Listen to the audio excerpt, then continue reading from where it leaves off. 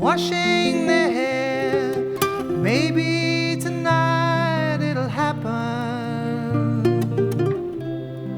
I really started as audience in the folk scene as it was in the early 60s, and I was just one of the most keen attenders of concerts once I discovered those practitioners throughout Melbourne. It was at one such coffee lounge, the Little Riata, that the resident singer said, would anybody like to sing? And I realised afterwards that what he meant was, I'd like a break, and I just sang the one song. Sometimes I feel like a motherless child. And luckily for me, sitting in the audience and applauding was Glenn Tomasetti, whom I'd seen previously on the stage at the Emerald Hill Theatre, and was very impressed with her. There were so few women for a start, performing amongst all the guys. She ran the next season of Sunday afternoon concerts at the Emerald Hill Theatre, and she came up and said, I heard you sing recently, and would you like a spot here? I didn't play an instrument, but I had hooked up with a double bass player, and come the time, the audience loved it and stamped and hollered for more, and we only had 3 songs, so I did a cappella encore, and they continued to jump up and down. And so Glenn had to come and say, no, we're moving on with the concert, but Margret will appear later on in the season. Nice news to me.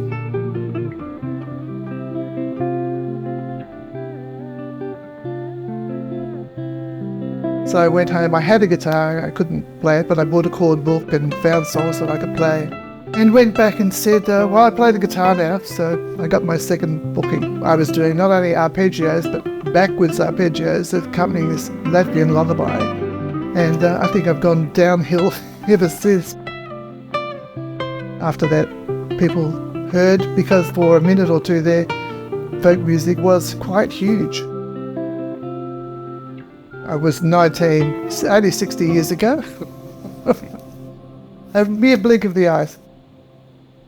There's a part of me that'll always be flowing slowly to the sea. This was the days of setting one's hair, and a very dramatic stripy dress, which inspired this. It was taken down from the wall of the folk club where the guy used to draw the artists. No PA, no sound check. Come in the room, come in the room. Eventually, it was 1964 that an overseas troupe came to Australia called Go Tell It on the Mountain. So I went along to that. I ended up seeing the show 7 times, and the main guy, Professor Alex Bradford, the singing rage of the gospel age as in his name, came to where I was singing and said he was going to form a record label and I was going to be the first signee. And they said, any chance you can join us in Sydney, we may get this album done. And so that was all the impetus that I needed to toss in my pen-pushing job. It wasn't particularly urgent for me. I didn't feel that I had to record, but I did appear in 1971 on a couple of other people's albums. One was a folk compilation called 3 Floors Down, that being a folk venue, and I played one song, Going Home, just voice and guitar. And the final song on my final album, oh, Margret RoadKnight misspelt, what a surprise. Lazy Aid and his late hour boys, Aidan Monsborough, was the father of Australian jazz, really. There is the photo of the whole band and myself, and Lazy Aid and his later, and girl, because there I am in Chicago Jazz Magazine. It was judged the best trad jazz album of the year, and I was judged the best new blues singer, which is interesting. The first of my albums, solo albums, People Get Ready. Oh, I nearly got my name right. Look at that.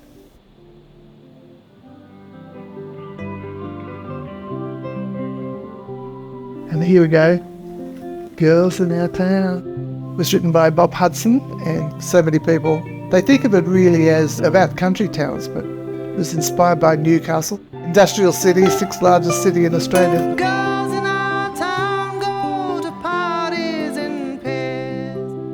And it was not making any waves at all, and somebody got the ear of Stan Rofe, who was Mr. Hit Radio at the time. I said, "It's a good song, but up in Sydney they're not going to play it on Double J, and it's not going to be played on 2SM, the major top 40 station, because I think SM stood for St Mary's. They didn't like the fact that it mentioned the pill." Girls in our town are too good for the pill. But if you keep asking, they probably will.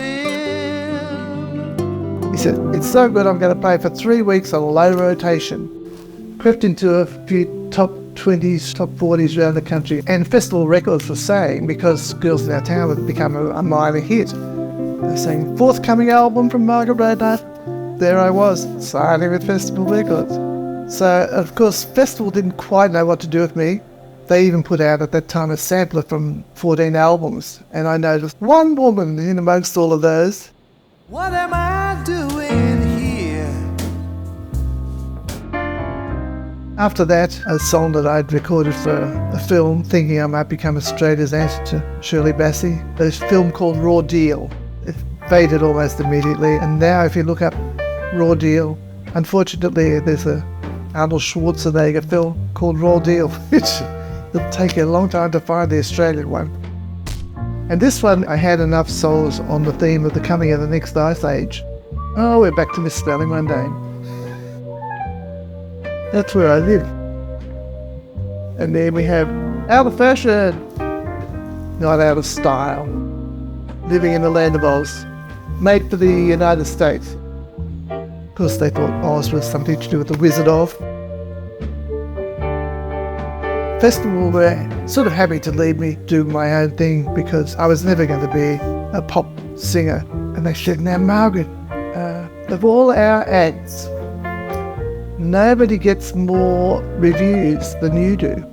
That's fantastic. And they said, "And nobody gets a higher percentage of rave reviews." And I said, I knew the butt was coming. I said, "Great." They said, "And nobody sells fewer albums."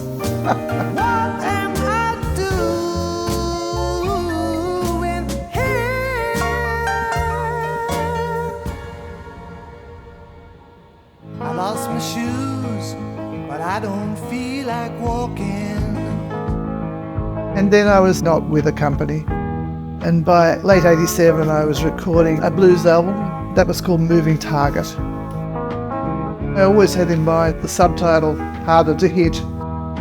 I was asked, "Now, should we put this out on a CD?" This was 1988. I said, No, I don't own a CD player. No vinyl, cassette. And eventually I said, "Okay, can I buy the tracks now?" And I did. I made a CD out of it. The CD's called Moving Target, Harder to Hit.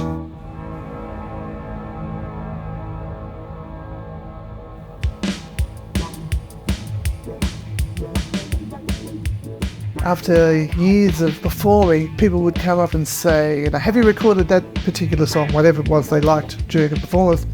And so often it was the comedy songs or the political songs because they got the most response. Finally I thought, I better make a record which covers these things. My old long-time colleague, Bruce McNichol, he moved to Nimbin and he said, come visit in Nimbin and let's do a concert. And there's a Bush Theatre here, let's record it. It's got a recording studio in the wings. So that's what happened. There's an audience with Margret RoadKnight. How old are you? How about some facts and figures? How old are you? How about a little background? I'm a vocalist who reluctantly provides her own accompaniment. But I do like getting sounds and adding sounds. Even the cabasa we all know.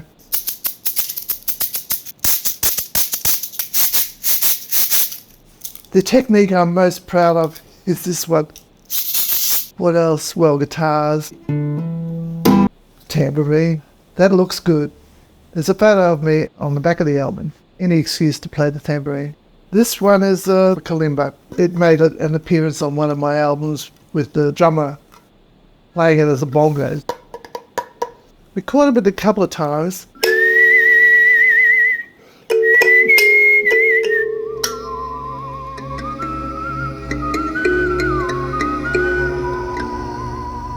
Any excuse to do some whistling.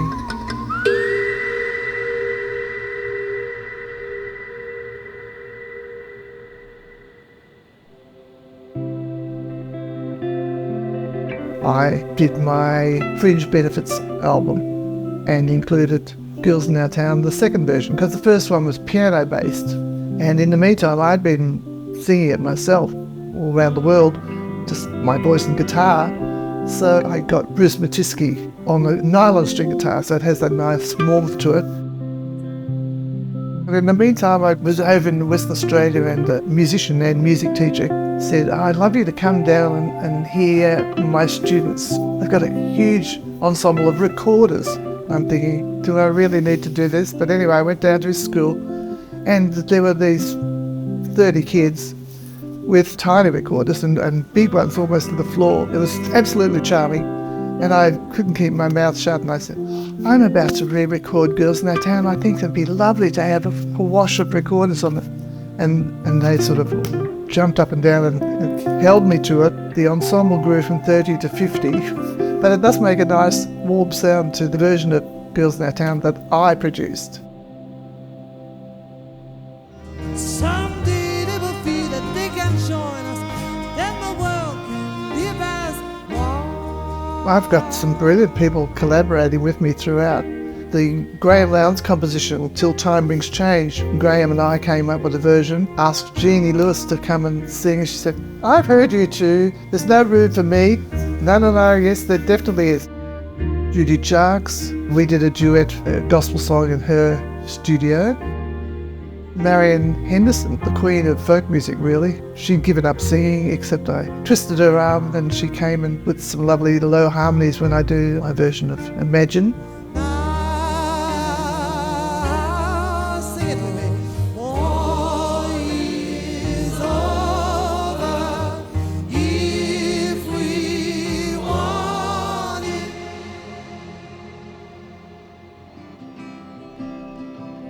My favourite American songwriter, Melvina Reynolds. She's the woman who wrote Little Boxes and Morningtown Ride and Souls People Think Pete Seeger or The Seeker's Road. Melvina died in 1978.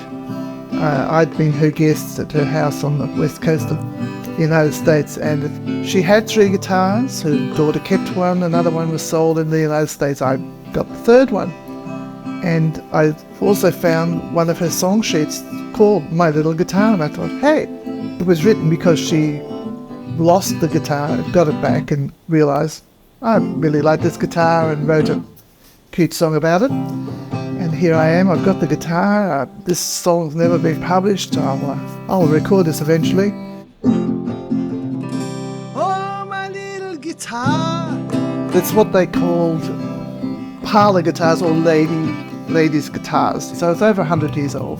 Her cheat sheet would be a yellow satin ribbon that she'd put in her typewriter and write her set list and then stick it on the end of her guitar. And I've got one of those at home too. I'm never alone wherever I'm going with my little guitar. She didn't start recording till she was 60, and then her career took off. Was dubbed the grandmother of folk music or something, she said. Basically, you don't call Burl Ives the grandfather of folk music, you just say Burl Ives. She said, you can call us long-time people because we've been here a long time and we know a lot. I feel a real connection to Melvina, and I own the little guitar, and there it is on the cover of the album.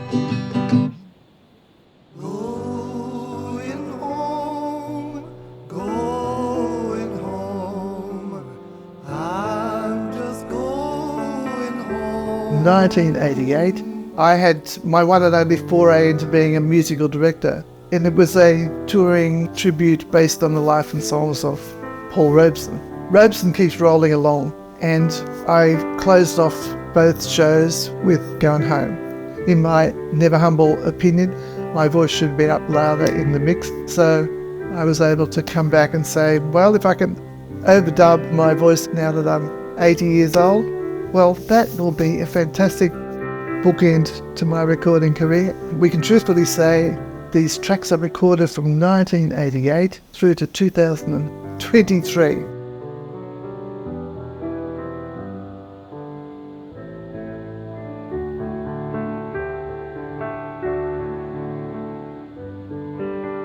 The Australian Women in Music Awards started in 2018. They started with a big bang by having 3 Lifetime Achievement winners, and they chose Renee Geyer and myself and Patricia Amplet, little Patty. Feel like an Olympic athlete.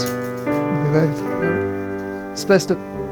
Now that I've reached the grand old age of 80, never expected to, with my genes, I should have been dead literally decades ago. Only time will tell what else will ensue, but I'm very pleased to launch this collection of songs. I'll stand by every track.